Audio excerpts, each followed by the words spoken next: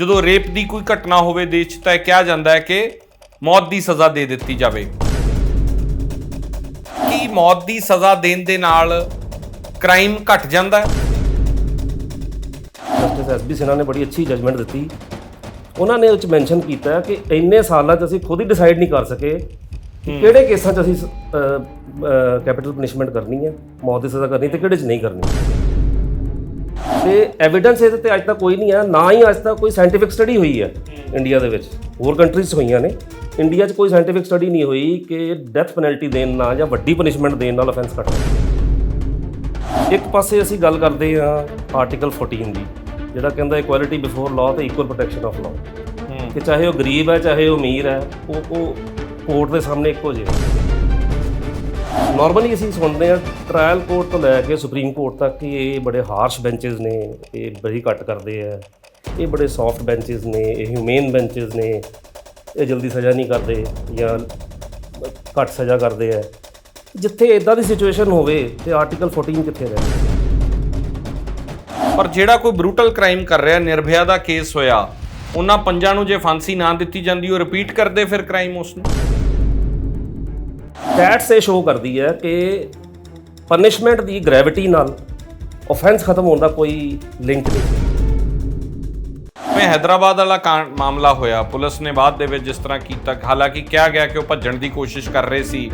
Public ਦੇ ਵਿੱਚ ਜਿਹੜਾ ਪਬਲਿਕ ਆਊਟਕ੍ਰਾਈ ਦੀ ਤੁਸੀਂ ਗੱਲ ਕਰਦੇ ਹੋ, ਲੋਕ ਤਾਂ ਖੁਸ਼ ਨੇ। ਤੁਹਾਨੂੰ ਲੱਗਦਾ ਤਬਦੀਲੀ ਹੋਣੀ ਚਾਹੀਦੀ ਹੈ ਕਾਨੂੰਨਾਂ ਦੇ ਵਿੱਚ? ਅਕਸਰ ਇਹ ਆਮ ਧਾਰਨਾ ਹੈ, ਸਾਡੇ ਲੋਕ ਆਮ ਕਹਿ ਦਿੰਦੇ ਆ ਕਿ ਅੰਗਰੇਜ਼ ਜਿਹੜੇ ਕਾਨੂੰਨ ਬਣਾ ਕੇ ਦੇ ਗਏ ਸੀ ਅਸੀਂ ਕਾਪੀ ਕਰ ਲਿਆ ਆਪਦੇ ਮੁਲਕ ਦੇ ਵਿੱਚ ਤੇ ਅੱਜ ਉਹੀ ਚੱਲੀ ਜਾਂਦੇ।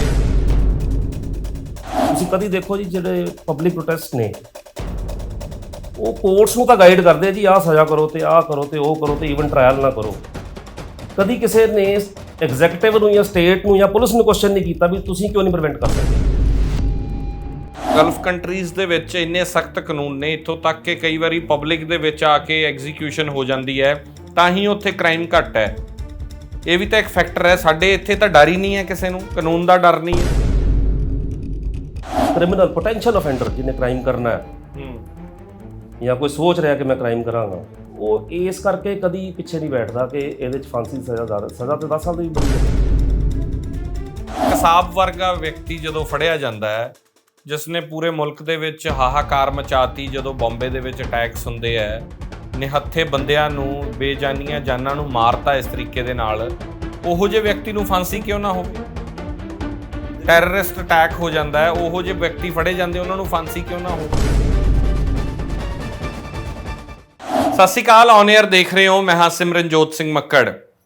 ਸਟੇਟ ਕਦੇ ਵੀ ਸਜ਼ਾ ਬਦਲਾ ਲੈਣ ਵਾਸਤੇ ਨਹੀਂ ਦਿੰਦੀ। ਸਮਾਜ ਦਾ ਸੁਧਾਰ ਹੀ ਸਟੇਟ ਦਾ ਅਲਟੀਮੇਟ ਗੋਲ ਹੁੰਦਾ ਹੈ। ਸਾਡੀਆਂ ਜੇਲ੍ਹਾਂ ਨੂੰ ਵੀ ਸੁਧਾਰ ਘਰ ਕਿਹਾ ਜਾਂਦਾ ਹੈ ਕਿ ਅੰਦਰ ਜਾ ਕੇ ਵਿਅਕਤੀ ਸੁਧਰ ਕੇ ਬਾਹਰ ਆਵੇ। ਇਹੀ ਸਮਾਜ ਨੂੰ ਚਲਾਉਣ ਦੀ ਸਟੇਟ ਦੀ ਨੀਤੀ ਹੁੰਦੀ ਹੈ। ਪਰ ਅਕਸਰ ਇੱਕ ਸਵਾਲ ਹੁੰਦਾ ਹੈ ਕਿ ਮੌਤ ਦੀ ਸਜ਼ਾ ਦੇਸ਼ ਦੇ ਵਿੱਚ, ਸਾਡੇ ਖਾਸ ਤੌਰ ਤੇ ਸਾਡੇ ਮੁਲਕ ਦੇ ਵਿੱਚ, ਭਾਰਤ ਦੇ ਵਿੱਚ ਦਿੱਤੀ ਜਾਂਦੀ ਹੈ, ਤਾਂ ਉੱਥੋਂ ਇੱਕ ਕੁਐਸਚਨ ਉੱਠਦਾ ਹੈ ਕਿ ਮੌਤ ਦੀ ਸਜ਼ਾ ਦੇਣ ਦੇ ਨਾਲ ਕ੍ਰਾਈਮ ਘਟ ਜਾਂਦਾ ਹੈ? ਕੀ ਕ੍ਰਾਈਮ ਕਰਨ ਦੀ ਮੈਂਟੈਲਿਟੀ ਘਟਦੀ ਹੈ? ਇਹ ਆਪਣੇ ਆਪ ਦੇ ਵਿੱਚ ਵੱਡਾ ਸਵਾਲ ਹੈ ਔਰ ਇਹ ਬਹੁਤ ਵਾਰੀ ਇਸ ਦੀ ਚਰਚਾ ਹੁਣ ਸੋਸ਼ਲ ਮੀਡੀਆ 'ਤੇ ਖਾਸ ਤੌਰ ਤੇ ਹੁੰਦੀ ਹੈ। ਖਾਸ ਤੌਰ ਤੇ ਜਦੋਂ ਰੇਪ ਦੀ ਕੋਈ ਘਟਨਾ ਹੋਵੇ ਦੇਸ਼ 'ਚ ਤਾਂ ਕਿਹਾ ਜਾਂਦਾ ਹੈ ਕਿ ਮੌਤ ਦੀ ਸਜ਼ਾ ਦੇ ਦਿੱਤੀ ਜਾਵੇ। ਇਸ ਦੇ ਉੱਤੇ ਅੱਜ ਡਿਟੇਲ ਦੇ ਵਿੱਚ ਗੱਲ ਕਰਾਂਗੇ।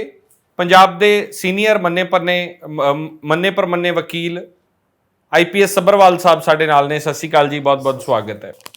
ਸੱਭਰਵਾਲ ਸਾਹਿਬ, ਪਹਿਲਾਂ ਤਾਂ ਇਹ ਦੱਸੋ ਕਿ ਮੌਤ ਦੀ ਸਜ਼ਾ ਸਾਡੇ ਮੁਲਕ ਦੇ ਵਿੱਚ ਇਹ ਕਾਨੂੰਨ ਬਣਿਆ ਕਦੋਂ ਹੈ ਜੀ, ਔਰ ਕਿਉਂ ਬਣਿਆ ਇਹ? ਦੇਖੋ, ਮੌਤ ਦੀ ਸਜ਼ਾ ਦਾ ਜਿਹੜਾ ਪ੍ਰੋਵੀਜ਼ਨ ਹੈ ਇਹ ਤੇ ਪ੍ਰੀ ਇੰਡੀਪੈਂਡੈਂਸ ਤੋਂ ਚੱਲਦੀ ਆ ਰਹੀ ਹੈ।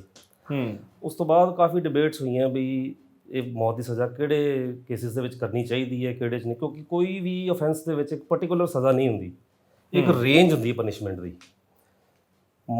ਕਤਲ ਦੇ ਕੇਸ ਦੇ ਵਿੱਚ ਉਮਰ ਕੈਦ ਵੀ ਹੈ, ਉਮਰ ਕੈਦ ਤੋਂ ਘੱਟ ਵੀ ਕੀਤੀ ਜਾ ਸਕਦੀ ਹੈ, ਉਹਦੇ 'ਚ ਰਿਮਿਸ਼ਨ ਵੀ ਕੀਤੀ ਜਾ ਸਕਦੀ ਹੈ, ਕਮਿਊਟੇਸ਼ਨ ਵੀ ਕੀਤੀ ਜਾ ਸਕਦੀ ਹੈ, ਅਤੇ ਉਹਦੇ 'ਚ ਮੌਤ ਦੀ ਸਜ਼ਾ ਵੀ ਹੈ।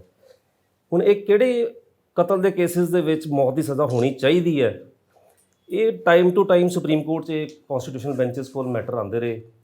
ਸਭ ਤੋਂ ਵੱਡਾ ਕੇਸ ਜੇ ਆਪਾਂ ਦੇਖੀਏ ਤਾਂ 1980 ਦੇ ਵਿੱਚ ਬਚਨ ਸਿੰਘ ਸਟੇਟ ਆਫ ਪੰਜਾਬ ਇਹ ਸੁਪਰੀਮ ਕੋਰਟ ਕੋਲ ਆਇਆ, ਜਿਹਦੇ 'ਚ ਇੱਕ ਡਿਕਟਮ ਉਹਨਾਂ ਨੇ ਇੱਕ ਲੇਬਲ ਤਿਆਰ ਕੀਤਾ ਰੇਅਰੈਸਟ ਆਫ ਰੇਅਰ ਕੇਸ, ਜਿਹੜਾ ਕਿ ਅੱਜ ਤੱਕ ਅਸੀਂ ਫੋਲੋ ਕਰਦੇ ਆ ਰਹੇ ਹਾਂ। ਅਕਸਰ ਕਿਹਾ ਜਾਂਦਾ ਹੈ ਰੇਅਰੈਸਟ ਆਫ ਰੇਅਰ ਕੇਸ 'ਚ ਮੌਤ ਦੀ ਸਜ਼ਾ ਹੈ।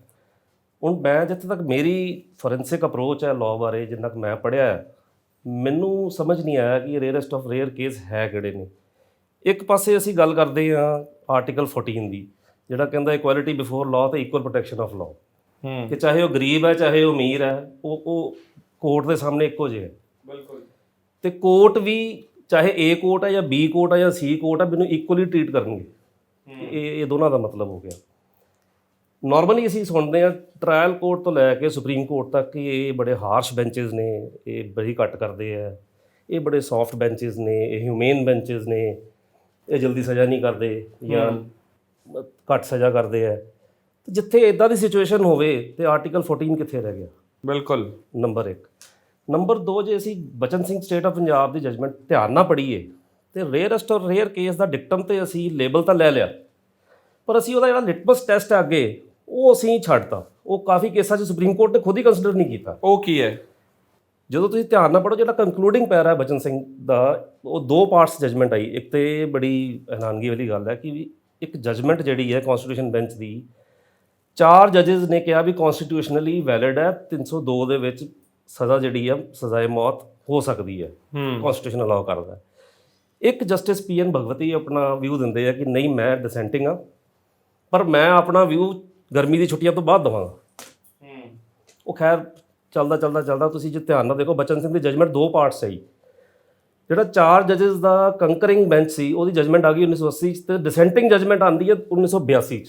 ਕਿੰਨੇ ਕੁ ਅਸੀਂ ਕੇਸਾਂ 'ਚ ਦੇਖਦੇ ਹਾਂ ਕਿ ਇੱਕ ਕੇਸ ਦੀ ਜਜਮੈਂਟ ਜਿਹੜੀ ਹੈ ਉਹ 2 ਹਿੱਸਿਆਂ 'ਚ ਆਵੇ ਔਰ ਉਹ ਪਬਲਿਸ਼ ਕਰਤੀ ਗਈ, ਅੱਛਾ, ਐਗਜ਼ੀਕਿਊਟ ਹੋ ਗਈ। ਅੱਛਾ। ਤੇ ਡਿਸੈਂਟ, ਇਹਦਾ ਮਤਲਬ ਜਿਹੜੇ ਕੰਕਰਿੰਗ ਬੈਂਚ ਸੀ ਉਹਨਾਂ ਨੇ ਡਿਸੈਂਟਿੰਗ ਜਜਮੈਂਟ ਪੜ੍ਹੀ ਨਹੀਂ ਬਿਫੋਰ ਰਿਲੀਜ਼ਿੰਗ। ਔਰ ਤੁਸੀਂ ਬੜੇ ਹੈਰਾਨ ਹੋਗੇ ਦੇਖ ਕੇ ਕਿ ਕੰਕਰਿੰਗ 4 ਜੱਜਸ ਦੀ ਜਜਮੈਂਟ ਜਿਹੜੀ ਹੈ ਉਹ 42 ਪੇਜ ਦੀ ਹੈ, ਤੇ ਇੱਕ ਜੱਜ ਦਾ ਡਿਸੈਂਟ ਜਿਹੜਾ 53 ਪੇਜ ਦਾ, ਉਹ ਜ਼ਿਆਦਾ ਕਨਵਿੰਸਿੰਗ ਹੈ। ਅੱਛਾ। ਚਲੋ ਹੁਣ ਜੇ ਅਸੀਂ ਕੰਕਰਿੰਗ ਜਜਮੈਂਟ ਤੇ ਆ ਜਾਈਏ, ਉਹਦੇ ਕੰਕਲੂਡਿੰਗ ਪੈਰਾ 'ਚ ਲਿਖਿਆ ਹੈ ਕਿ ਇਹ save in the rarest of rare cases, ਇਸ ਤੋਂ ਅੱਗੇ ਉਹਦਾ ਲਿਟਮਸ ਟੈਸਟ ਲਿਖਿਆ ਹੈ, where the chances of lesser punishment are unquestionably foreclosed. ਇਹਨੂੰ ਬਾਅਦ 'ਚ ਸੁਪਰੀਮ ਕੋਰਟ ਤੇ ਇਹਦਾ ਕੀ ਮਤਲਬ ਹੈ? ਥੋੜਾ ਜਿਹਾ ਅਸੀਂ ਦਰਸ਼ਕਾਂ ਨੂੰ ਐਕਸਪਲੇਨ ਕਰੀਏ। ਹੁਣ ਜੇ ਅਸੀਂ ਮਰਡਰ ਦੀ ਪ੍ਰੋਵੀਜ਼ਨ ਲੈ ਕੇ ਚੱਲੀਏ 302, ਉਹਦੇ 'ਚ ਲਿਖਿਆ ਹੈ ਕਿ ਜੇ ਮਰਡਰ ਪ੍ਰੂਵ ਹੋ ਜਾਂਦਾ ਹੈ, ਐਵੀਡੈਂਸ ਆ ਜਾਂਦਾ ਹੈ, ਤੇ ਇਹਦੇ 'ਚ ਉਮਰ ਕੈਦ ਹੈ, ਬਟ ਇਹਦੇ 'ਚ ਮੌਤ ਦੀ ਸਜ਼ਾ ਵੀ ਕੀਤੀ ਜਾ ਸਕਦੀ ਹੈ। ਉਮਰ ਕੈਦ ਜਿਹੜੀ ਹੈ ਜਨਰਲ ਰੂਲ ਹੈ, ਉਮਰ ਕੈਦ ਕੀਤੀ ਜਾ ਸਕਦੀ ਹੈ, ਉਹਦੇ 'ਚ ਕਮਿਊਟੇਸ਼ਨ ਹੋ ਸਕਦੀ, ਰਿਮਿਸ਼ਨ ਹੋ ਸਕਦੀ ਹੈ, ਪਾਰਡਨ ਹੋ ਸਕਦਾ, ਕੁਝ ਵੀ ਹੋ ਸਕਦਾ। ਬਟ ਮੈਕਸਿਮਮ ਪਨਿਸ਼ਮੈਂਟ ਜਿਹੜੀ ਹੈ ਉਹ ਉਦੋਂ ਦੇਣੀ ਹੈ ਜਦੋਂ ਕੋਈ ਰੇਅਰੈਸਟ ਆਫ ਰੇਅਰ ਕੇਸ ਹੈ, ਜਿੱਥੇ chances of lesser punishment, lesser ਜਿਹੜੀ ਉਮਰ ਕੈਦ, ਆਰ ਅਨਕੁਐਸਚਨੇਬਲੀ ਫੋਰਕਲੋਜ਼ਡ। ਹੁਣ ਮੈਂ ਆਪਣੇ ਆਪ ਨੂੰ ਇੱਕ ਸਵਾਲ ਪੁੱਛਦਾ ਕਿ ਜਿੱਥੇ 5 ਜੱਜਸ ਦੇ ਬੈਂਚ ਦੇ ਵਿੱਚੋਂ ਇੱਕ ਜੱਜ ਨੇ ਕਹਿਤਾ ਕਿ ਨਹੀਂ, ਇਹਨੂੰ ਫਾਂਸੀ ਨਹੀਂ, ਇਹਨੂੰ ਉਮਰ ਕੈਦ ਹੋਣੀ ਚਾਹੀਦੀ ਸੀ ਜੀ, ਅਨਕੁਐਸਚਨੇਬਲੀ ਫੋਰਕਲੋਜ਼ ਤੇ ਹੋਇਆ ਨਹੀਂ, ਸਵਾਲ ਤੇ ਰਹਿ ਗਿਆ ਇੱਕ। ਬਿਲਕੁਲ। ਸੋ ਇਹ ਅੱਜ ਤੱਕ ਇਹ ਮਿਸਟਰੀ ਬਣੀ ਹੈ। ਕਈ ਕੇਸਿਸ ਦੇ ਵਿੱਚ ਇਹ ਡਿਕਟਮ ਫੋਲੋ ਵੀ ਹੋ ਗਿਆ। 2010 'ਚ ਆ ਕੇ ਸੁਪਰੀਮ ਕੋਰਟ ਦੀ ਆਪਣਾ ਹੀ ਬੈਂਚ ਬਰਿਆਰ ਦੀ ਜਜਮੈਂਟ ਆਈ, ਉਹਦੇ 'ਚ ਜਸਟਿਸ SB ਸਿਨਹਾ ਨੇ ਬੜੀ ਅੱਛੀ ਜਜਮੈਂਟ ਦਿੱਤੀ।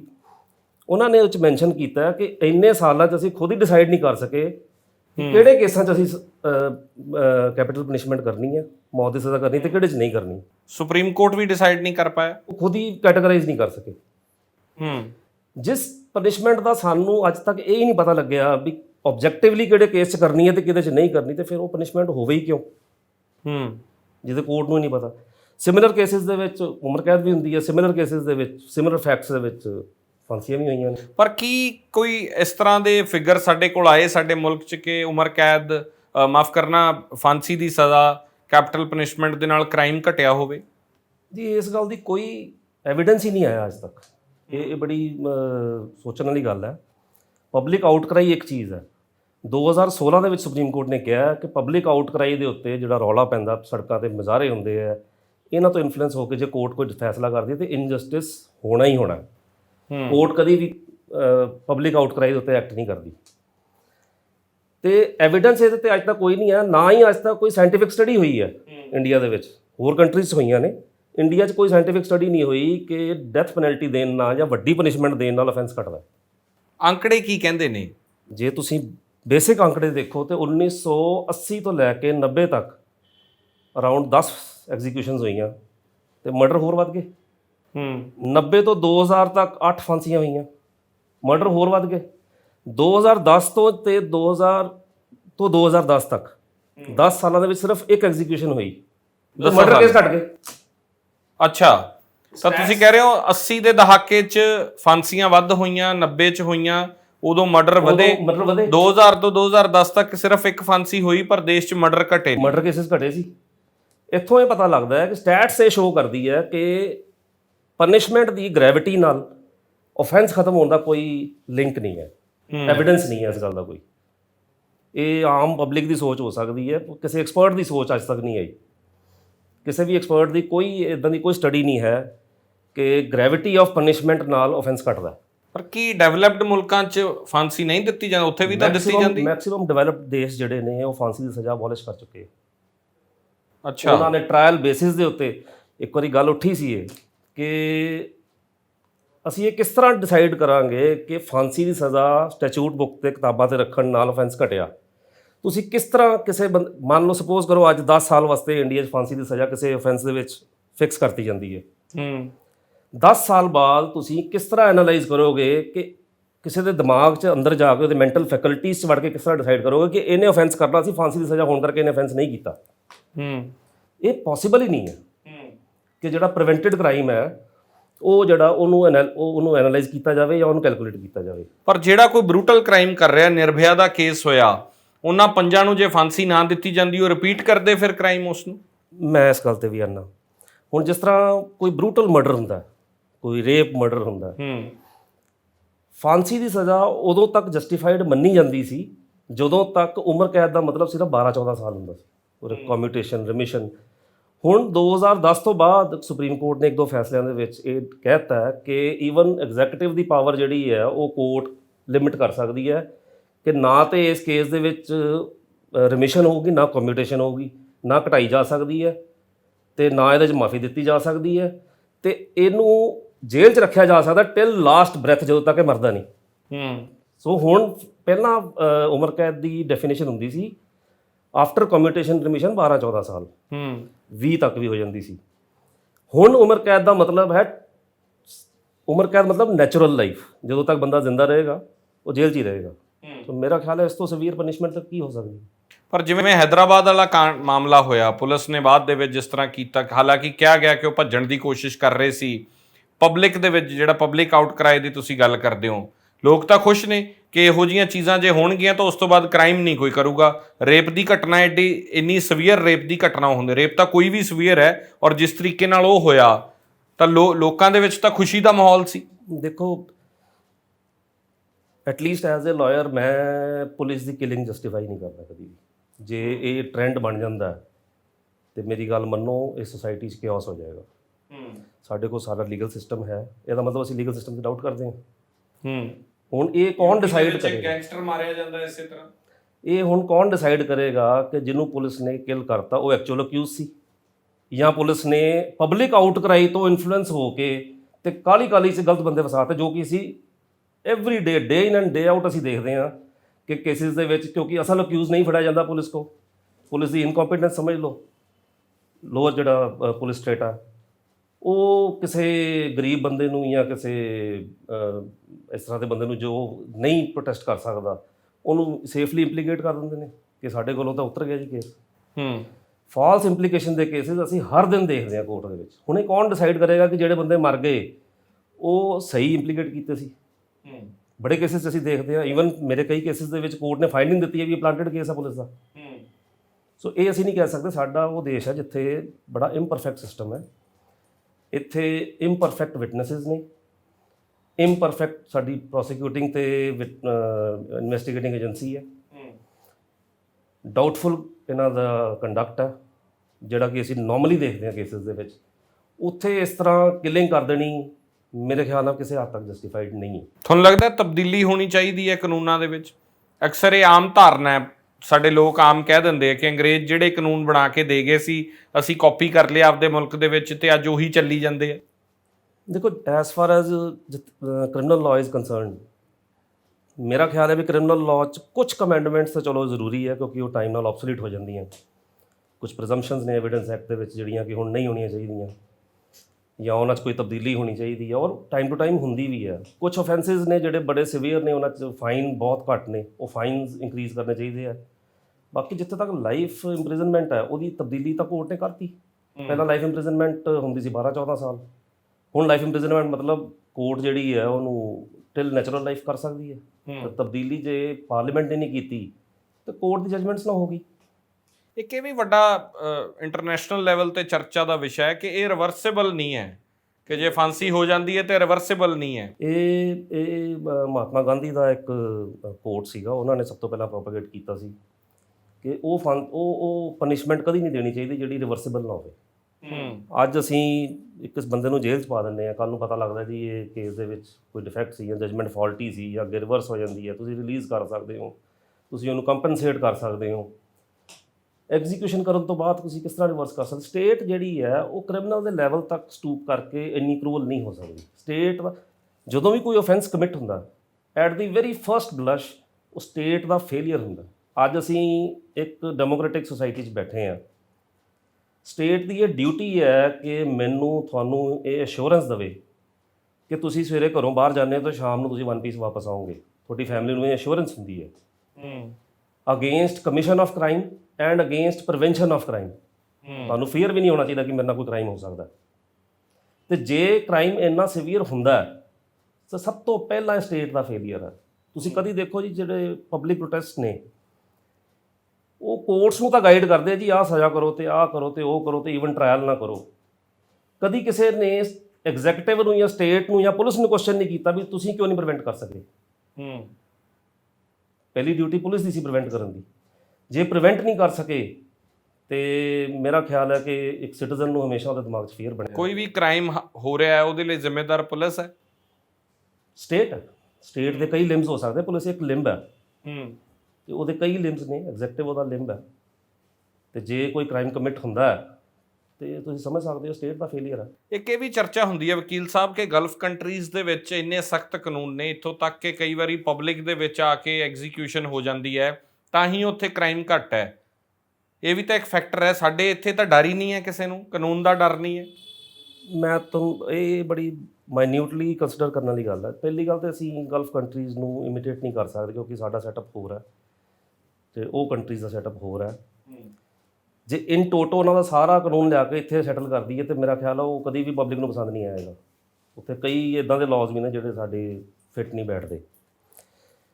ਬਾਕੀ ਜਿੱਥੋਂ ਤੱਕ ਰਹਿ ਗਈ ਡਰ ਦੀ ਗੱਲ, ਕੋਈ ਵੀ ਕ੍ਰਿਮੀਨਲ ਪੋਟੈਂਸ਼ੀਅਲ ਅਫੈਂਡਰ ਜਿਹਨੇ ਕ੍ਰਾਈਮ ਕਰਨਾ ਹੈ ਜਾਂ ਕੋਈ ਸੋਚ ਰਿਹਾ ਕਿ ਮੈਂ ਕ੍ਰਾਈਮ ਕਰਾਂਗਾ, ਉਹ ਇਸ ਕਰਕੇ ਕਦੀ ਪਿੱਛੇ ਨਹੀਂ ਬੈਠਦਾ ਕਿ ਇਹਦੇ 'ਚ ਫਾਂਸੀ ਦੀ ਸਜ਼ਾ ਜ਼ਿਆਦਾ। ਸਜ਼ਾ ਤਾਂ 10 ਸਾਲ ਦੀ ਵੀ ਬੜੀ ਹੈ।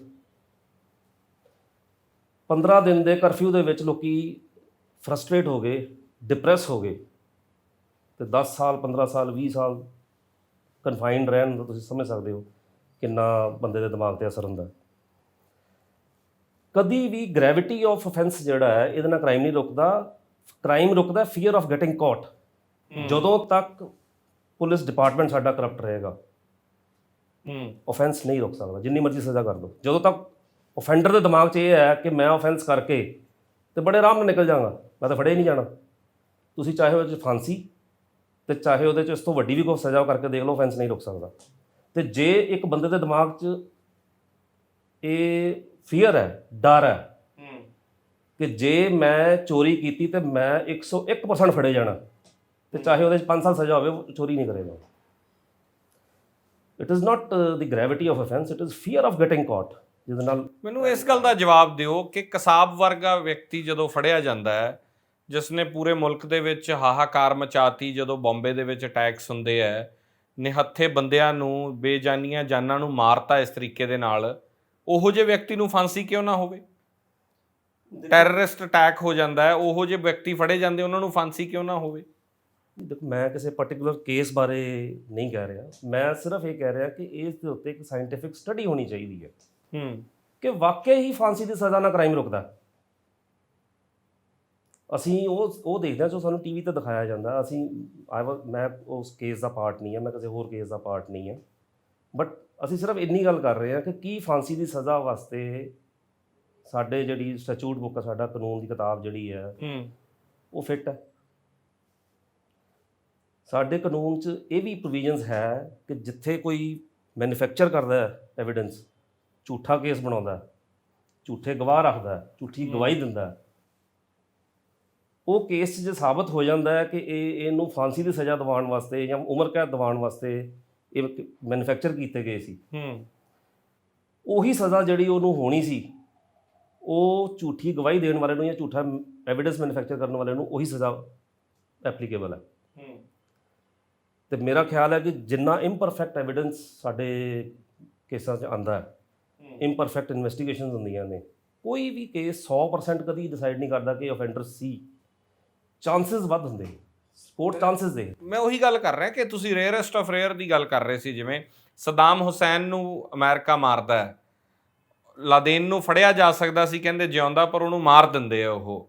ਉਸੇ ਤਰ੍ਹਾਂ ਇੰਡੀਆ ਦੇ ਵਿੱਚ ਕਸਾਬ ਆਉਂਦਾ ਤਾਂ ਕਸਾਬ ਨੂੰ ਅਲਟੀਮੇਟਲੀ ਫਾਂਸੀ ਹੀ ਹੁੰਦੀ ਹੈ।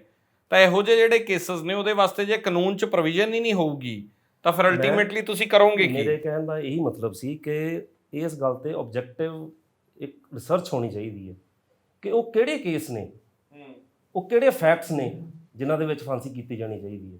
ਤਾਂ ਇਹ ਫੈਸਲਾ ਇਹ ਹਾਲੇ ਤੱਕ ਡਿਸਾਈਡ ਨਹੀਂ ਕਰ ਪਾਏ। ਤੁਸੀਂ 1980 ਤੋਂ ਲੈ ਕੇ Bachan Singh state of Punjab judgment ਤੋਂ ਲੈ ਕੇ ਤੇ ਅੱਜ ਤੱਕ 2021 ਤੱਕ ਤੁਸੀਂ ਜਿੰਨੇ ਵੀ ਕਨਸਟੀਟਿਊਸ਼ਨ ਬੈਂਚ ਦੇ ਫੈਸਲੇ ਚੁੱਕ ਲਓ, ਕਿਸੇ 'ਚ ਆਬਜੈਕਟਿਵਲੀ ਡਿਸਾਈਡ ਨਹੀਂ ਹੋਇਆ ਕਿ ਇਸ ਕੇਸ ਇਹਨਾਂ ਕੈਟਾਗਰੀ ਆਫ ਫੈਕਟਸ ਦੇ ਵਿੱਚ ਫਾਂਸੀ ਕਰਨੀ ਹੈ ਤੇ ਆਹ ਕੈਟਾਗਰੀਜ਼ ਦੇ ਵਿੱਚ ਫਾਂਸੀ ਨਹੀਂ ਕਰਨੀ।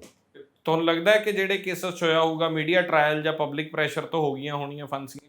ਦੇਖੋ, ਕੋਰਟ ਪਬਲਿਕ ਆਊਟਕ੍ਰਾਈ ਤੋਂ ਵੈਸੇ ਐਕਸੀਡ ਨਹੀਂ ਕਰਦੀ, ਬਟ ਪਬਲਿਕ 'ਚ ਕਿੰਨਾ ਕਿਸੇ ਓਫੈਂਸ ਦਾ ਗੁੱਸਾ ਹੈ, ਇਹ ਕਿਤੇ ਕਿਤੇ ਕੋਰਟ ਨੇ ਕੰਸੀਡਰ ਕੀਤੇ ਵੀ ਹੈ ਕੁਝ ਕੇਸਿਸ ਦੇ ਵਿੱਚ, ਜੋ ਮੇਰੀ ਪਰਸਨਲ ਵਿਊ ਹੈ ਮੇਰਾ ਕਿ ਕੋਰਟ ਨੂੰ ਨਹੀਂ ਕਰਨਾ ਚਾਹੀਦਾ। ਲੋਕਾਂ ਨੂੰ ਗੁੱਸਾ ਰਿਹਾ ਕਿ 7 ਸਾਲ ਨਿਰਭਇਆ ਦਾ ਮਾਮਲਾ ਚੱਲਿਆ, ਇਸੇ ਕਰਕੇ ਉਹਨਾਂ ਨੇ ਕਿਹਾ ਕਿ ਹੈਦਰਾਬਾਦ 'ਚ ਜੋ ਹੋਇਆ ਚੰਗਾ ਕਰਤਾ ਪੁਲਿਸ ਨੇ ਕਿ ਇੰਨਾ ਲੰਬਾ ਉਹ ਕੇਸ ਚੱਲਿਆ, ਫਿਰ ਜਾ ਕੇ ਫਾਂਸੀ ਹੋਈ ਹੈ।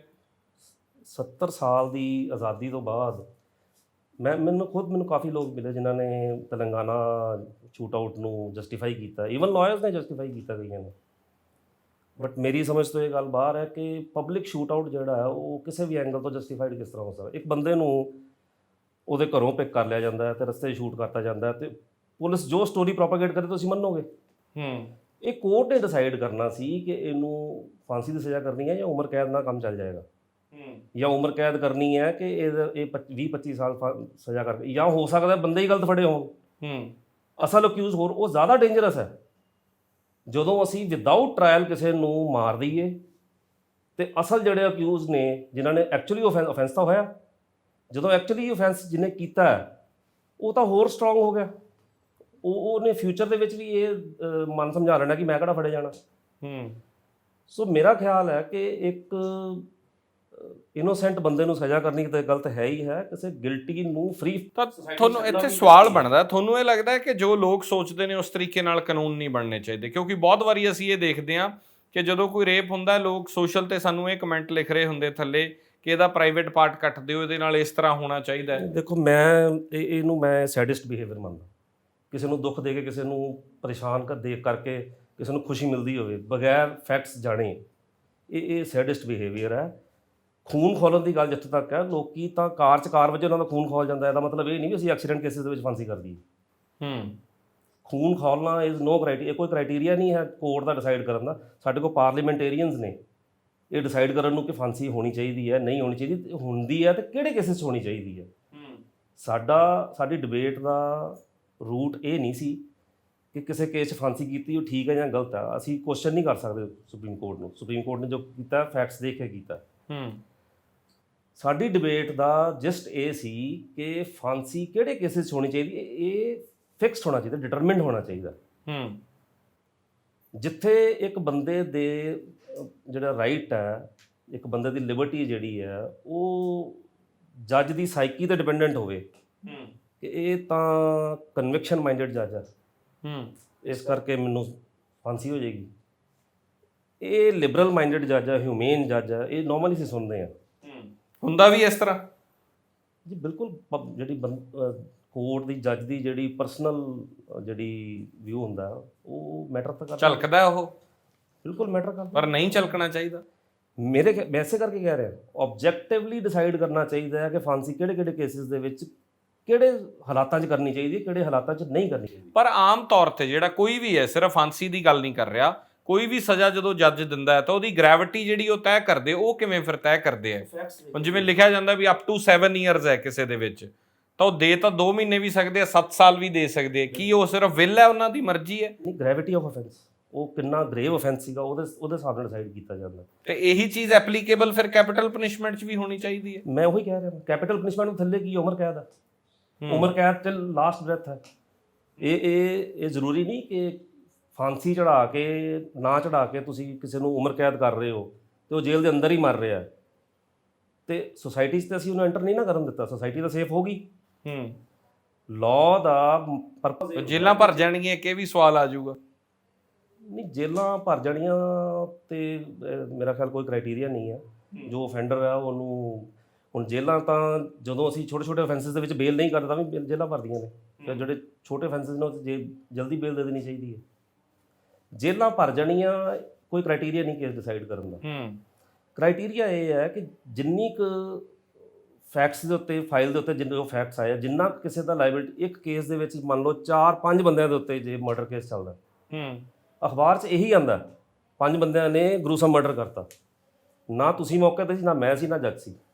ਇਹ ਫਾਈਲ ਦੱਸਦੀ ਹੈ ਕਿ 5 ਦੇ ਵਿੱਚੋਂ 2 ਝੂਠੇ ਫਸਾਏ ਸੀ, 3 ਨੇ ਮਰਡਰ ਕੀਤਾ, 3 ਦੇ ਵਿੱਚੋਂ 1 ਨੇ ਮਰਡਰ ਕੀਤਾ ਤੇ ਬਾਕੀ ਦੋਨਾਂ ਨੇ ਸਿਰਫ ਲੱਤ ਤੋੜੀ ਸੀ, ਜਾਂ ਕੁਝ ਵੀ ਫੈਕਟਸ ਆਪਾਂ ਹਾਈਪੋਥੈਟੀਕਲੀ ਫੈਕਟਸ ਲੈ ਸਕਦੇ ਹਾਂ। ਸਾਰਿਆਂ ਨੂੰ ਇੱਕੋ ਰੱਸੇ ਨਾਲ ਅਸੀਂ ਨਹੀਂ ਬਣ ਸਕਦੇ। ਕਤਲ ਹੈ ਤੇ ਫਾਂਸੀ ਹੀ ਹੋਣੀ ਚਾਹੀਦੀ, ਇਹ ਅਸੀਂ ਨਹੀਂ ਕਹਿ ਸਕਦੇ। ਕਤਲ ਸੈਲਫ ਡਿਫੈਂਸ ਕੀਤਾ ਜਾ ਸਕਦਾ। ਇੱਕ ਲੜਕੀ ਆਪਣੇ ਰੇਪ ਨੂੰ ਪ੍ਰੀਵੈਂਟ ਕਰਨ ਵਾਸਤੇ ਸੈਲਫ ਡਿਫੈਂਸ ਮਰਡਰ ਤੱਕ ਜਾ ਸਕਦੀ ਹੈ, ਉਹ ਪਾਰਡਨੇਬਲ ਹੈ। ਸੋ ਇਹ ਫੈਕਟਸ ਡਿਸਾਈਡ ਕਰਨਗੇ, ਪਬਲਿਕ ਡਿਸਾਈਡ ਨਹੀਂ ਕਰੇਗੀ। ਜੇ ਪਰ ਹੋ ਇਹ ਰਿਹਾ ਨਾ, ਜੋ ਪੁਲਿਸ ਕਹਿ ਦਿੰਦੀ ਹੈ ਮੀਡੀਆ 'ਚ ਵੀ, ਅਸੀਂ ਵੀ ਤਾਂ ਉਹ ਛਾਪ ਦਿੰਦੇ ਹਾਂ ਹੂ ਬਹੂ। ਉਹਨਾਂ ਨੇ ਪ੍ਰੈਸ ਕਾਨਫਰੰਸ ਕੀਤੀ ਕਿ ਬੰਦਾ ਫੜ ਲਿਆ ਸੀ, ਇਹਨੇ ਕਤਲ ਕੀਤਾ ਸੀ, ਉਹ ਅਗਲੇ ਦਿਨ ਛਪ ਜਾਂਦਾ ਵੀ ਇਹ ਕਾਤਲ ਫੜ ਲਿਆ। ਇਸੇ ਕਰਕੇ ਆਮ ਪਬਲਿਕ 'ਚ ਇਹ ਧਾਰਨਾ ਜਾਂਦੀ ਹੈ ਕਿ ਸ਼ਾਇਦ ਲਾਅ ਜਿਹੜਾ ਹੈ ਉਹ ਇਨਸਫੀਸ਼ੀਐਂਟ ਹੈ। ਮੈਂ ਤੁਹਾਨੂੰ ਕਈ ਕੇਸਿਸ ਦਿਖਾ ਸਕਦਾ, ਡਿਸਾਈਡਡ ਕੇਸਿਸ ਦਿਖਾ ਸਕਦਾ ਜਿਨ੍ਹਾਂ ਦੀ ਅਪੀਲਸ ਵੀ ਖਤਮ ਹੋ ਚੁੱਕੀਆਂ ਨੇ। ਅਖਬਾਰਾਂ ਭਰ ਗਈਆਂ ਕਿ ਚੋਰ ਸੀ, ਡਕੈਤ ਸੀ, ਇਹ ਸੀ, ਔਰ ਉਹ ਬੰਦੇ ਬਰੀ ਹੋਏ ਨੇ ਇਸ ਫਾਈਂਡਿੰਗ ਦੇ ਉੱਤੇ ਕਿ ਇਹ ਪਲਾਂਟਡ ਕੇਸ ਸੀ ਪੁਲਿਸ ਦਾ। ਸੋ ਅਸੀਂ ਇੰਪਲੀਕੇਸ਼ਨ ਤਾਂ ਅਸੀਂ ਅਖਬਾਰਾਂ ਤੇ ਟੀਵੀ ਤੋਂ ਦੇਖਦੇ ਹਾਂ, ਅਸੀਂ ਐਕੁਇਟਲ ਦੀਆਂ, ਬਰੀ ਦੀਆਂ, ਜਾਂ ਪਰ ਕੀ ਇਹ ਕੋਈ ਕਾਨੂੰਨ ਨਹੀਂ ਹੈ ਜੇ ਪੁਲਿਸ ਇਸ ਤਰ੍ਹਾਂ ਕਿਸੇ ਨੂੰ ਕਿਸੇ ਦੀ ਇਮੇਜ ਖਰਾਬ ਕਰ ਦਿੰਦੀ ਹੈ, ਬਾਅਦ ਫੈਕਟਸ ਦੇ ਵਿੱਚ ਆਉਂਦਾ ਹੈ ਔਰ ਬੰਦਾ ਐਕੁਇਟ ਹੋ ਜਾਂਦਾ ਹੈ, ਤਾਂ ਪੁਲਿਸ ਤੇ ਕੋਈ ਕਾਰਵਾਈ ਨਹੀਂ ਹੈ? ਬਿਲਕੁਲ ਹੈ, ਬਿਲਕੁਲ ਹੈ। ਜੇ ਕੋਈ ਐਵੀਡੈਂਸ ਮੈਨੂਫੈਕਚਰ ਕਰਦਾ ਹੈ, ਕਲੈਕਟ ਕਰਦਾ ਹੈ, ਕੋਈ ਇਨਵੈਸਟੀਗੇਸ਼ਨ ਇਸ ਪਰਪਸ ਨਾਲ ਕਰਦਾ ਹੈ ਝੂਠੀ ਸਜ਼ਾ ਕਰਾਉਣ ਪਿੱਛੇ, ਤੇ ਕਿੰਨੀ ਸਜ਼ਾ ਉਹਦੇ ਹਿਸਾਬ ਨਾਲ ਕੋਰਟ ਜੇ ਫਾਈਂਡਿੰਗ ਦੇ ਦਿੰਦੀ ਹੈ ਕਿ ਪਲਾਂਟਡ ਕੇਸ ਸੀ, ਤੇ ਜਿਹੜਾ ਅਕਿਊਜ਼ਡ ਹੈ ਉਹ ਐਕਸ਼ਨ ਲੈ ਸਕਦਾ। ਪਰ ਸਾਡੀ ਸੁਸਾਇਟੀ ਇਸ ਤਰ੍ਹਾਂ ਦੀ ਹੈ, ਪੁਲਿਸ ਦੇ ਡਰ ਕਰਕੇ ਲੋਕੀ ਐਕਸ਼ਨ ਨਹੀਂ ਲੈਂਦੇ। ਕਦੇ ਨਹੀਂ ਲਿਆ ਕਿਸੇ ਨੇ? ਬਹੁਤ ਰੇਅਰ ਕੇਸਿਸ ਸੀ, ਰੇਅਰ ਕੇਸਿਸ, ਬਹੁਤ ਰੇਅਰ ਕੇਸਿਸ ਸੀ। ਤਾਂ ਤੁਸੀਂ ਇਹ ਕਹਿ ਰਹੇ ਹੋ ਕਿ ਹੁਣ ਇਹ ਫਾਂਸੀ ਦੀ ਸਜ਼ਾ, ਆਖਰ ਦੇ ਵਿੱਚ ਮੇਰਾ ਆਖਰੀ ਸਵਾਲ ਹੈ ਕਿ ਡਿਟਰਮਿਨ ਕੀਤਾ ਜਾਵੇ ਕਿ ਕਿਹੜੇ ਕੇਸਿਸ ਦੇ ਵਿੱਚ ਦੇਣੀ ਹੈ, ਉਹ ਸਪੈਸੀਫਿਕ ਹੋਵੇ ਵੀ ਜੇ ਆਹ ਕੇਸ ਹੈ ਤਾਂ ਇਹਦੇ 'ਚ ਫਾਂਸੀ ਹੋਊਗੀ, ਅਦਰਵਾਈਜ਼ ਜਿਸ ਤਰ੍ਹਾਂ ਮੈਂ ਕਿਹਾ ਜੇ ਟੈਰਰਿਸਟ ਕੋਈ ਆ ਰਿਹਾ, ਜਿੱਦਾਂ ਕਸਾਬ ਦਾ ਕੇਸ ਹੈ, ਤਾਂ ਉਹ ਡਿਟਰਮਿਨਡ ਹੋਵੇ ਵੀ ਆਹ ਕੇਸ ਹੈ ਤਾਂ ਫਾਂਸੀ ਹੋਵੇ। ਹਾਂਜੀ, ਕਿਉਂਕਿ ਫਾਂਸੀ ਸਿਰਫ ਕੱਲੀ ਫਾਂਸੀ ਜਿਹੜੀ ਹੈ ਨਾ, ਕਿਸੇ ਆਫੈਂਸ ਦੀ ਸਜ਼ਾ ਨਹੀਂ ਹੋ ਸਕਦੀ। ਤੁਹਾਨੂੰ ਮੈਂ ਪਹਿਲਾਂ ਵੀ ਦੱਸ ਕੇ ਹਟਿਆ, ਹਰ ਆਫੈਂਸ ਦੇ ਵਿੱਚ ਇੱਕ ਰੇਂਜ ਹੁੰਦੀ ਹੈ। ਉਹ ਰੇਂਜ 1 ਦਿਨ ਤੋਂ ਲੈ ਕੇ, ਬਹੁਤ ਘੱਟ ਕੇਸਿਸ ਨੇ ਜਿੱਥੇ ਮਿਨੀਮਮ ਪਨਿਸ਼ਮੈਂਟ ਵੀ ਪ੍ਰਿਸਕ੍ਰਾਈਬਡ ਹੈ, ਨਹੀਂ ਤੇ ਉਹ ਰੇਂਜ 10 ਸਾਲ ਵੀ ਹੋ ਸਕਦੀ, 15 ਵੀ ਹੋ ਸਕਦੀ ਹੈ, ਉਮਰ ਕੈਦ ਵੀ ਹੋ ਸਕਦੀ। ਉਮਰ ਕੈਦ ਦੇ ਬੜੇ ਸ਼ੇਡਸ ਆ ਗਏ ਹੁਣ। 1980 ਵਾਲਾ ਜ਼ਮਾਨਾ ਨਹੀਂ ਹੈ ਕਿ ਜਦੋਂ ਕੋਰਟ ਨੂੰ ਲੱਗਦਾ ਸੀ ਵੀ 12-14 ਸਾਲ ਇਹਦੇ ਵਾਸਤੇ ਸਫੀਸ਼ੀਐਂਟ ਨਹੀਂ ਹੈ ਤੇ ਇਹਨੂੰ ਫਾਂਸੀ ਦੇਣੀ ਚਾਹੀਦੀ ਹੈ। ਹੁਣ ਉਹ ਉਮਰ ਕੈਦ ਜਿਹੜੀ ਹੈ 12-14 ਸਾਲ ਦੀ ਨਹੀਂ ਰਹਿ ਗਈ, ਹੁਣ ਉਹ ਉਮਰ ਕੈਦ ਮਰਨ ਤੱਕ ਰਹਿ ਗਈ ਹੈ, ਲਾਸਟ ਬ੍ਰੈਥ ਤੱਕ, ਅਖੀਰਲੇ ਸਾਹ ਤੱਕ ਰਹਿ ਗਈ ਹੈ। ਤੇ ਉੱਥੇ ਹੁਣ ਸਾਨੂੰ ਕੰਸੀਡਰ ਕਰਨਾ ਪਏਗਾ ਕਿ ਕੀ ਫਾਂਸੀ ਦੀ ਲੋੜ ਹੈ ਜਾਂ ਇਹਨੂੰ ਜੇਲ੍ਹ 'ਚ ਰੱਖ ਕੇ ਮਾਰਿਆ ਜਾ ਸਕਦਾ। ਇਹ ਜੇਲ੍ਹ ਦੇ ਵਿੱਚ ਹੀ ਆਪਣਾ ਅਖੀਰਲਾ ਸਾਹ ਲਵੇ, ਇਹਨੂੰ ਛੱਡਣਾ ਹੀ ਨਹੀਂ, ਕੋਈ ਪਾਰਡਨ ਨਹੀਂ ਦੇਣੀ, ਕੋਈ ਰਿਮਿਸ਼ਨ ਨਹੀਂ ਕਰਨੀ, ਕੁਛ ਨਹੀਂ ਕਰਨਾ, ਇਹਨੂੰ ਸੋਸਾਇਟੀ 'ਚ ਐਂਟਰ ਨਹੀਂ ਕਰਨ ਦੇਣਾ। ਜੇ ਉਹਦੇ ਨਾਲ ਸਫਾਈਸ ਕਰਦਾ ਤੇ ਸਟੇਟ ਕ੍ਰਿਮੀਨਲ ਦੇ ਲੈਵਲ ਤੇ ਅਪਰੂਵਲ ਨਹੀਂ ਹੋ ਸਕਦੀ। ਸਟੇਟ ਜਿਹੜੀ ਹੈ ਉਹ ਹਿਊਮੇਨ, ਸਾਡਾ ਜਿਹੜਾ ਪਨਿਸ਼ਮੈਂਟ ਦਾ ਜਿਹੜੀ ਪ੍ਰਿੰਸੀਪਲ ਹੈ ਇੰਡੀਆ ਦੇ ਵਿੱਚ, ਉਹ ਰੈਫਰਮੇਟਿਵ ਹੈ, ਅਸੀਂ ਰਿਫਾਰਮ ਕਰਨਾ। ਤੁਸੀਂ ਬਿਲਕੁਲ ਠੀਕ ਗੱਲ ਕਹੀ ਸੀ, ਸੁਧਾਰ ਘਰ ਲਿਖਿਆ ਹੁੰਦਾ ਜੇਲ੍ਹ ਦੇ ਬਾਹਰ। ਸੋ ਜੇ ਸਾਨੂੰ ਲੱਗਦਾ ਹੈ ਵੀ ਇਹ ਰਿਫਾਰਮ ਹੋ ਸਕਦਾ ਹੈ ਤੇ ਉਹਨੂੰ ਉਨੀ ਕੰਸੀਡਰ ਕਰਕੇ ਸਜ਼ਾ ਦੇਣੀ ਚਾਹੀਦੀ ਹੈ। ਤੇ ਜੇ ਸਾਨੂੰ ਲੱਗਦਾ ਵੀ ਇਹ ਰਿਫਾਰਮ ਹੋਣਾ ਹੀ ਨਹੀਂ ਚਾਹੀਦਾ, ਮੈਂ ਹੁਣ ਇੱਕ ਮੇਰੇ ਦਿਮਾਗ 'ਚ ਸਵਾਲ ਆਉਂਦਾ ਹੈ ਕਿ ਸਪੋਜ਼ ਬੜਾ ਕੋਈ ਗ੍ਰੀਵੀਅਸ ਅਫੈਂਸ ਹੋ ਜਾਂਦਾ, ਕੋਰਟ ਚਾਹੁੰਦੀ ਹੈ ਕਿ ਇਹਨੂੰ ਫਾਂਸੀ ਦੇਣੀ ਹੈ, ਰਿਫਾਰਮ ਨਹੀਂ ਹੋ ਸਕਦਾ, ਤੇ ਉਹ ਰਿਫਾਰਮ ਨਹੀਂ ਹੋ ਸਕਦਾ। ਕੋਰਟ ਸਾਈਕੋਲੋਜਿਸਟ ਜਾਂ ਸਾਈਕੈਟਰਿਸਟ ਤਾਂ ਹੈ ਨਹੀਂ, ਫਿਰ ਇਸ ਹਿਸਾਬ ਨਾਲ ਤਾਂ ਸਾਈਕੈਟਰਿਸਟ ਦਾ ਇੱਕ ਪੈਨਲ ਬੈਠਣਾ ਚਾਹੀਦਾ ਬਿਲਕੁਲ, ਉਹਦਾ ਮੈਂਟਲ ਐਲੀਮੈਂਟ ਚੈੱਕ ਕਰਨ ਵਾਸਤੇ ਕਿ ਰਿਫਾਰਮ ਹੋ ਸਕਦਾ ਕਿ ਨਹੀਂ ਹੋ ਸਕਦਾ। ਫਿਰ ਸਾਡੇ ਹੁਣ ਮੇਰਾ ਖਿਆਲ ਹੈ ਕਿ ਇੱਕ ਤਾਂ ਬਚਨ ਸਿੰਘ ਦਾ ਜਿਹੜੀ ਜਜਮੈਂਟ ਹੈ 1980 ਦੀ, ਇਹ ਕੋਰਟ ਨੂੰ ਦੁਬਾਰਾ ਰੀਵਿਜ਼ਿਟ ਕਰਨੀ ਚਾਹੀਦੀ ਹੈ। ਸੁਪਰੀਮ ਕੋਰਟ ਨੂੰ ਦੇਖਣਾ ਚਾਹੀਦਾ ਕਿ ਇਹਨੂੰ ਦੁਬਾਰਾ ਕੋਈ ਕ੍ਰਾਈਟੇਰੀਆ ਬਣਾਉਣਾ ਚਾਹੀਦਾ। ਇੰਨੇ ਟਾਈਮ ਤੋਂ ਬਾਅਦ ਸਾਡੇ 'ਚ ਕੀ ਡਿਵੈਲਪਮੈਂਟ ਆਈ, ਅਸੀਂ ਅੱਜ ਵੀ 1980 ਦੀ ਜਿਹੜੀ ਪਨਿਸ਼ਮੈਂਟ ਆ ਉਹਨੂੰ ਅੱਖਾਂ ਬੰਦ ਕਰਕੇ ਫੋਲੋ ਕਰ ਰਹੇ ਹਾਂ। ਤਾਂ ਤੁਸੀਂ ਕਹਿ ਰਹੇ ਹੋ ਕਿ ਜਿਹੜਾ ਸਾਡਾ ਜੀਣ ਦਾ ਫੰਡਾਮੈਂਟਲ ਰਾਈਟ ਹੈ ਉਹ ਖੋਇਆ ਨਾ ਜਾਵੇ। ਇੱਕ ਲਿਮਿਟ ਤੇ ਉਹ ਖੋਇਆ ਜਾ ਸਕਦਾ with the process of law. ਕਿਸੇ ਬੰਦੇ ਨੂੰ ਜੇਲ੍ਹ 'ਚ ਰੱਖਣਾ ਉਹਦੀ ਅਖੀਰਲੇ ਸਾਹ ਤੱਕ, ਫੰਡਾਮੈਂਟਲ ਰਾਈਟ ਤਾਂ ਉਹਦਾ ਲੈ ਲਿਆ ਕੋਰਟ ਨੇ ਕਿਉਂਕਿ ਉਹਨੇ ਅਫੈਂਸ ਕੀਤਾ ਸੀ। ਬਟ ਗੱਲ ਸਿਰਫ ਇਹ ਹੈ ਕਿ ਕੀ ਉਹਨੂੰ ਇਮੀਡੀਏਟਲੀ ਫਾਂਸੀ ਦੇ ਦੇਣੀ ਚਾਹੀਦੀ ਹੈ ਜਾਂ ਉਹਨੂੰ ਜੇਲ੍ਹ 'ਚ ਮਰਨ ਵਾਸਤੇ ਛੱਡਣਾ ਚਾਹੀਦਾ, ਉਹਦੇ ਨਾਲ ਸਫਾਈਸ ਹੋ ਜਾਊਗਾ ਕੰਮ। ਸੋ ਇਹ ਕੁਐਸਚਨ ਹੈ ਕਿ ਹੁਣ ਤੱਕ ਅਸੀਂ ਡਿਸਾਈਡ ਹੀ ਨਹੀਂ ਕਰ ਸਕੇ ਕਿ ਕਿਹੜੇ ਕੇਸਾਂ 'ਚ ਫਾਂਸੀ ਕਰਨੀ ਹੈ ਤੇ ਕਿਹੜੇ ਕੇਸਾਂ 'ਚ ਫਾਂਸੀ ਨਹੀਂ ਕਰਨੀ। ਤੇ ਜੇ ਕੇਸਾਂ 'ਚ ਫਾਂਸੀ ਕਰਨੀ ਵੀ ਹੈ ਤੇ ਉਹਦਾ ਮੋਡ, ਐਗਜ਼ੀਕਿਊਸ਼ਨ ਦਾ ਮੋਡ ਕੀ ਹੈ। ਸਬਰਾਲ ਸਾਹਿਬ, ਇਹ ਫਾਂਸੀ ਦੀ ਸਜ਼ਾ ਜਿਹੜੀ ਹੈ ਹਾਇਰ ਕੋਰਟਸ ਹੀ ਦਿੰਦੀਆਂ ਜਾਂ ਥੱਲੜੀਆਂ ਟ੍ਰਾਇਲ ਕੋਰਟਸ ਜਾਂ ਥੱਲੜੀਆਂ ਕੋਰਟਸ ਵੀ ਦੇ ਸਕਦੀਆਂ ਜੀ? ਦੇਖੋ, ਜਿੰਨੇ 'ਚ ਵੀ ਕੇਸਾਂ ਦੇ ਵਿੱਚ ਫਾਂਸੀ ਦੀ ਸਜ਼ਾ ਉਹ ਮੈਕਸਿਮਮ ਸੈਸ਼ਨਸ ਟ੍ਰਾਈਬਲ ਹੁੰਦੀ ਹੈ। ਸੈਸ਼ਨਸ ਕੋਰਟ, ਹੁਣ ਇਹ ਵੀ ਇੱਕ ਡਿਬੇਟੇਬਲ ਇਸ਼ੂ ਹੈ ਕਿ ਅਸੀਂ ਇਹ ਮੰਨ ਕੇ ਚੱਲਦੇ ਹਾਂ ਕਿ ਜਿੰਨਾ ਵੱਡਾ ਜੱਜ ਓਨਾ ਜ਼ਿਆਦਾ ਸਿਆਣਾ, ਹਾਇਰ ਦੀ ਪੋਜੀਸ਼ਨ, ਹਾਇਰ ਦੀ ਵਿਜ਼ਡਮ। ਹੁਣ ਇੱਕ ਸੈਸ਼ਨਸ ਜੱਜ ਫਾਂਸੀ ਦੀ ਸਜ਼ਾ ਦੇ ਸਕਦਾ ਕਨਫਰਮ ਕਰਕੇ ਹਾਈ ਕੋਰਟ ਤੋਂ, ਉਹਦੀ ਜੇ ਅਪੀਲ ਜਾਂਦੀ ਹੈ ਤੇ ਉਹ 2 ਹਾਈ ਕੋਰਟ ਦੇ ਜੱਜ ਸੁਣਦੇ। ਅੱਛਾ। ਤੇ ਜਦੋਂ ਉਹਦੀ SLP ਸੁਪਰੀਮ ਕੋਰਟ ਜਾਂਦੀ ਹੈ ਤੇ 3 ਸੁਪਰੀਮ ਕੋਰਟ ਦੇ ਜੱਜ ਬੈਠਦੇ ਮਿਨੀਮਮ। ਅੱਛਾ। ਹੁਣ ਇਹ ਕ੍ਰਾਈਟੇਰੀਆ, ਜੇ ਹਾਇਰ ਦੀ ਪੋਜੀਸ਼ਨ, ਹਾਇਰ ਦੀ ਵਿਜ਼ਡਮ ਹੈ, ਤੇ ਮੇਰੇ ਖਿਆਲ ਨਾਲ ਜੇ ਸੈਸ਼ਨਸ ਕੋਰਟ ਕੋਈ ਫਾਂਸੀ ਦੀ ਸਜ਼ਾ ਦਾ ਕੇਸ ਡਿਸਾਈਡ ਕਰਦਾ ਹੈ, ਉਹਦੇ ਕੋਲ ਫਾਂਸੀ ਦੀ ਸਜ਼ਾ ਦੇਣ ਦੀ, ਉਹ 'ਚ ਪਨਿਸ਼ਮੈਂਟ ਕਰਨ ਦੀ ਉਹਦੇ ਕੋਲ ਪਾਵਰ ਹੀ ਨਹੀਂ ਹੋਣੀ ਚਾਹੀਦੀ।